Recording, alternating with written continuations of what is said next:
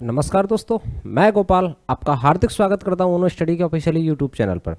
दोस्तों, अगर आपने हमारी पहली वीडियो नहीं देखी हुई है तो हमने इंडियन आर्मी के फिजिकल के बारे में आप लोग 100 में से 100 स्कोर किस तरह से कर सकते हैं इंडियन आर्मी के फिजिकल में, वो वीडियो इससे पहले अपलोड की है, आप जाके उसे देख सकते हैं। और आज जो मैं वीडियो बनाने वाला हूँ वो एफकैट के ऊपर है। इंडियन एयरफोर्स में जो एफकैट की वैकेंसी होती हैं उसके बारे में थोड़ा सा मैं डिटेल में चर्चा करूँगा और बताऊँगा क्या इसका एग्जाम पैटर्न होता है, क्या इसका सिलेबस होता है, क्या इसके लिए शैक्षणिक योग्यता होती है, boys and girl both are apply कर सकते हैं या ओनली बॉयज़ कर सकते हैं, कितनी ग्रेजुएशन में परसेंटेज मांगी जाती है और कितनी इसकी कट ऑफ का क्राइटेरिया रहता है, और प्लस में एसएसबी पास करने के लिए क्या टर्म एंड कंडीशन होती हैं। उन सारी चीज़ों पे मैं थोड़ा डिटेल में अच्छे से डिस्कशन करूंगा और आप लोगों को समझाऊंगा कि आप लोग अपना भविष्य एफकैट में किस तरह से बना सकते हैं। चलिए मैं स्टार्ट करता हूँ आज का सेशन। तो देखिए सर, अभी जो एफकैट की जो वैकेंसी आई हुई है फिलहाल में, तो अभी फिलहाल में उसका अगस्त में पेपर है, ठीक है ना। इसकी ईयर में 2 बार वैकेंसी आती हैं, फर्स्ट सेकंड। अभी फिलहाल में एक वैकेंसी आप लोगों की अगस्त में जिसका पेपर है और सेकंड का भी नोटिफिकेशन आएगा पेपर के बाद में, ठीक है। अभी फिलहाल में लेटेस्ट में कोई वैकेंसी नहीं है। मैं सिर्फ इतना बताना चाह रहा हूँ कि आने वाली वैकेंसी के लिए कौन कौन से बच्चे अपियर हो सकते हैं, कितनी परसेंटेज है, क्या एज रिलैक्सेशन मिलेगा, क्या क्राइटेरिया रहेगा, क्वालिफिकेशन का शैक्षणिक योग्यता था, उन सारी चीज़ों पर मैं डिटेल में थोड़ा सा डिस्कशन करूँगा। आपको मैक्सिमम से मैक्सिमम आसान तरीके से आप लोगों को समझाने की कोशिश करूँगा, ठीक है सर। चलिए स्टार्ट करते हैं मैं आज का सेशन। देखिएगा एफकैट में क्या होता है सर। एफकैट में देखिएगा सबसे पहले सर इसकी जो वैकेंसी आती है किस नाम से आती है, Indian air force CDAC are requirement of the upload, ठीक है। इस नाम से आपकी इसकी वैकेंसी आती है, इंडियन एयरफोर्स CDAC, ठीक है जी। अब उसके बाद में इसका जो पिछली बार जो फॉर्म है वो कितनी तारीख को आया था, थोड़ा सा उस पर प्रकोप डाल लेते हैं। 26 मई, ठीक है जी, 2021 को आया था और उसका जो पोस्ट अपडेट है वो 20 अगस्त 2021, ठीक है जी। अब उसके बाद में थोड़ा सा देखते हैं इसका एग्जाम क्या है, पैटर्न क्या है, सैलरी क्या है, सिलेबस क्या है और किस तरह से इसमें स्टूडेंट को अपियर होना है, ठीक है जी। अब सबसे पहली बात मैं आप लोगों को बता दूं कि कुछ लोग कहेंगे कि सर गर्ल्स इसमें अप्लाई कर सकती हैं। हाँ जी, ये एफकैट है, ये एयरफोर्स नहीं है, ना ही नेवी है। एयरफोर्स नेवी में थोड़ा गर्ल्स नहीं अप्लाई कर सकती, लेकिन ये हाईएस्ट पोस्ट हो जाती है उससे, तो एफकैट में गर्ल्स अप्लाई कर सकती हैं और कई पोस्टों के लिए कर सकती हैं, ना कि एक पोस्ट के लिए, ठीक है जी। चलिए डिटेल में डिस्कशन करते हैं, ठीक है। अब उसके बाद में देखिए जो इसका एप्लीकेशन फी है इसका 250 रुपये है। ये इस बार के लिए नहीं, नेक्स्ट बार भी जब भी आएगा उसका भी आप लोगों का 250 रुपये ही रहेगा एप्लीकेशन फॉर्म, ठीक है। ये आपकी फीस है, चार्जेस है 250 रुपये से ज़्यादा नहीं रहेगा। चलिए नेक्स्ट चलते हैं। अच्छा, special NCC candidate for the majority 0, जो NCC जिन लोगों ने कर रखी है, ठीक है ना, उन लोगों के लिए यहाँ पे इसको बेहतरीन छूट मिलेगी। स्पेशल सीट 10% उन लोगों को मिलने वाली है, ठीक है। जो NCC होती है वो इसीलिए होती है, आपको आर्मी में छूट दिलाती है, आप लोगों को डिफेंस लाइन में सब में छूट दिलाएगी, ठीक है ना। तो NCC जो लोग डिफेंस में जाना चाहते हैं, जो लोग हाई स्कूल में हैं, इंटर में हैं और मेरी वीडियो देख रहे हैं, तो उन लोगों से मेरी रिक्वेस्ट है आप लोग NCC कर लीजिए अगर आप अपना डिफेंस में कैरियर बनाना चाहते हैं तो। अदरवाइज आप रहने दीजिए, कोई दिक्कत नहीं। कुछ नहीं होता, A सर्टिफिकेट होता है, B सर्टिफिकेट होता है, C सर्टिफिकेट होता है, आपकी क्वालिटी के अकॉर्डिंग ABC दिया जाता है, उसके उसी हिसाब से मार्क्स जोड़े जाते हैं, ठीक है जी। चलो स्टार्ट करते हैं। सर इसमें वैकेंसी कैसी आती हैं। पिछली बार जो वैकेंसी आई थी वो 357 आई थी, ठीक है। अभी फिलहाल का लेटेस्ट कोई नोटिफिकेशन है नहीं, नोटिफिकेशन आएगा तो मैं उसके अकॉर्डिंग वीडियो बनाऊंगा। फिर भी जो पिछली बार वाला है उसी के अकॉर्डिंग लेके मैं चीज़ों को समझा रहा हूँ, ठीक है जी। एफकैट में पोस्ट का नाम है सर फ्लाइंग, ठीक है जी। अब उसके बाद में एफकैट में दूसरा जो है फ्लाइंग ग्राउंड ड्यूटी टेक्निकल, ठीक है जी। टेक्निकल का क्या काम होता है और टेक्निकल होता क्या है। टेक्निकल वो होते हैं जिन लोगों ने बीटेक की हुई होती है, पॉलिटेक्निक की होती है, ITI की होती है, वो सारे लोग टेक्निकल में फॉर्म भरते हैं, ठीक है ना। और टेक्निकल में उनकी लोगों जो जगह होती है। अब तुम बोलोगे सर हम लोग टेक्निकल में क्यों नहीं भर सकते। एक बात बताइए, जिन लोगों ने ITI किया है, पॉलिटेक्निक किया है, बीटेक किया है, तो वो सारी चीज़ें टेक्निकल चीज़ें जानते हैं, उनको टेक्निकल फील्ड में ही भेजा जाएगा, ना कि फ्लाइंग ऑफिसर बनाया जाएगा। अब उसके बाद में sir ground officer non technical, ठीक है जी। मेजोरिटी एंट्री ये हो गया। इसकी जो पिछली बारी वैकेंसी नहीं आई थी, लेकिन इस बार अच्छी खासी वैकेंसी देखने के लिए मिली है, टोटल 28, ठीक है सर। NCC वाले स्पेशल एंट्री फ्लाइंग, ठीक है। NCC वालों के लिए 10% सीट रिजर्व है, इनमें से जितनी भी सीट आएंगी उनमें से 10% NCC वालों के लिए रिजर्व होती हैं, ठीक है सर। अब उसके बाद में बात करते हैं सर एज क्या रहेगी। सर एज इसकी रहेगी 20 से लेकर 24 तक। अगर आप SC ST से हैं या किसी से हैं तो उसके अकॉर्डिंग आप लोगों को एज रिलैक्सेशन मिलेगा, बट जो रियल एज है वो 20 से 24 तक है। अगर आप 20 साल से कम हैं तो आप इसके लिए अप्लाई नहीं कर सकते। अगर आप 24 साल से अधिक हैं तो आप इसके लिए अप्लाई नहीं कर सकते। अदरवाइज आप 20 और 24 के बीच में आते हैं और आपकी जो एज कैलकुलेट की जाएगी वो 2022 से की जाएगी, जिस टाइम पर आप लोगों की ज्वाइनिंग या फिर ट्रेनिंग का टाइम होगा, ठीक है जी। 20 से 24 का अब उसके बाद में चलिए बात करते हैं सर नेक्स्ट क्या होगा सर। इसमें फीमेल्स एक बार हाइट बता देते हैं। देखिए मेल्स के लिए जो हाइट पूछी गई है इसमें, क्योंकि डिफेंस की लाइन है, डिफेंस की लाइन में तो सर हाइट इंपॉर्टेंट देती है, ठीक है।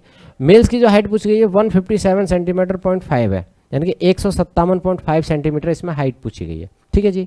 हर किसी की होती है, नॉर्मल हाइट है, इतना ज़्यादा हाइट नहीं है, ठीक है। अब उसके बाद में फीमेल्स के लिए सर, फीमेल्स के लिए क्या होगा सर, फीमेल्स के लिए ये होगा कि 152 सेंटीमीटर 152 सेंटीमीटर हाइट इसमें पूछी जाती है, ठीक है। यहाँ तक सारी चीज़ें क्लियर हो गई आप लोगों को जी। अब उसके बाद में सर देखते हैं पेपर क्या होगा बेटा। पेपर एक चीज़ आप भ्रम से निकाल दीजिएगा, अगर टीसीएस पेपर कराती है तो मोस्टली पेपर हिंदी में होते हैं, ठीक है। लेकिन जो एपकैट का जो पेपर होता है उसका लैंग्वेज इंग्लिश रहेगा, चाहे भले आप हिंदी माध्यम से पढ़े हों, इंग्लिश माध्यम से पढ़े हों, मराठी माध्यम से पढ़े हों, संस्कृत माध्यम से पढ़े हों, जो लैंग्वेज होगी वो पेपर की इंग्लिश होगी, क्योंकि एयरफोर्स में इंग्लिश का बहुत अच्छा महत्व है, ठीक है। समझ गए आप यहाँ तक। चलिए सर पेपर का, अब उसके बाद में देख लेते हैं सर, थोड़ा सा आप लोगों को बात कर लेते हैं किसका। चलो इसको नेक्स्ट में लेते हैं, अगले में। चलिए ये वाला क्या कह रहा है, ये वाला कह रहा है सर एपकैट और ये फ्लाइंग। सर फ्लाइंग में जो भी ऑफिसर जाएंगे, जो भी लोग जाएंगे जो फ्लाइंग के लिए अप्लाई करेंगे, उसके पास क्या होना चाहिए शैक्षणिक योग्यता। Sir bachelor degree in any stream any, ठीक है। आप लोगों के पास में बैचलर डिग्री होनी चाहिए, ठीक है। अब उसके बाद में आप लोगों के पास में बैचलर डिग्री तो होनी ही चाहिए, और उससे पहले +2 में आप लोगों ने +2 मैथमेटिक्स और फिजिक्स इन 2 सब्जेक्ट्स से कंपलसरी पास होना जरूरी है, अदरवाइज आप फ्लाइंग के लिए अप्लाई नहीं कर सकते। Are you understand what I am saying, you are get my point. मेरा कहने का उद्देश्य यह है माय डियर कि जो आप लोगों ने इंटर में अगर फिजिक्स और मैथमेटिक्स से आप लोगों ने इंटर किया है तो ही आप फ्लाइंग के लिए अप्लाई कर सकते हो, अदरवाइज नहीं। अगर आपके पास में कॉमर्स होगी तो नहीं कर सकते, ठीक है। चलिए नेक्स्ट पॉइंट पे चलते हैं। नेक्स्ट पॉइंट क्या कह रहा है, नेक्स्ट पॉइंट कह रहा है ग्राउंड ड्यूटी ऑफ टेक्निकल।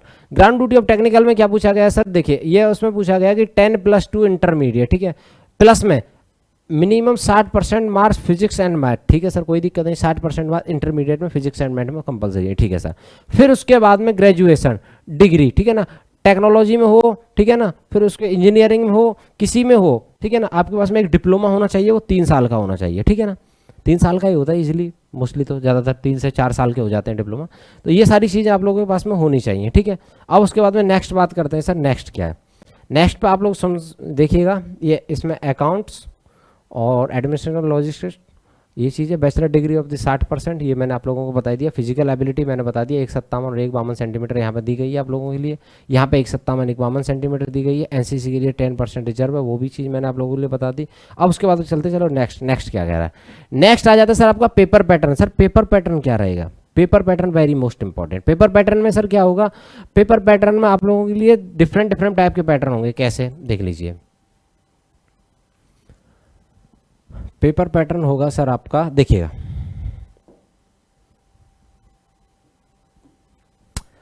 सबसे पहले हम बात करते हैं एग्जाम डेट, मैंने आप लोगों को बता ही दिया अच्छे से। अब उसके बाद में सबसे पहला जो एग्जाम होगा आप लोगों का, ठीक है ना, एग्जाम का देखने देना, 1-2 PDF लगा हुआ है या नहीं लगा इसमें।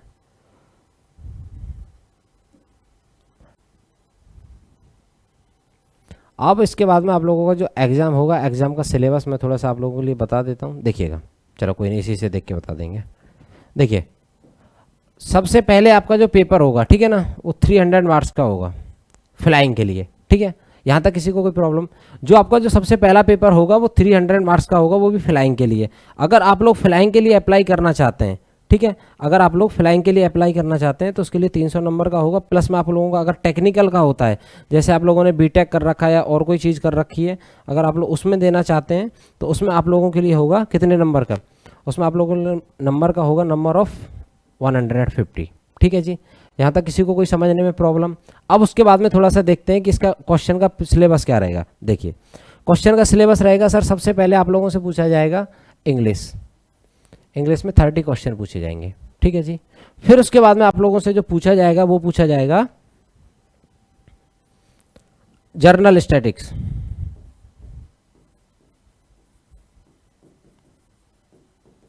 जर्नल स्टैटिक्स से आप लोगों से नंबर ऑफ क्वेश्चन का पूछा जाएगा, वो पूछा जाएगा 20 नंबर ऑफ क्वेश्चन, 20 इसके हो गए, 30 इसके हो गए। अब उसके बाद में आपके पूछा जाएगा अर्थमेटिक्स से 15,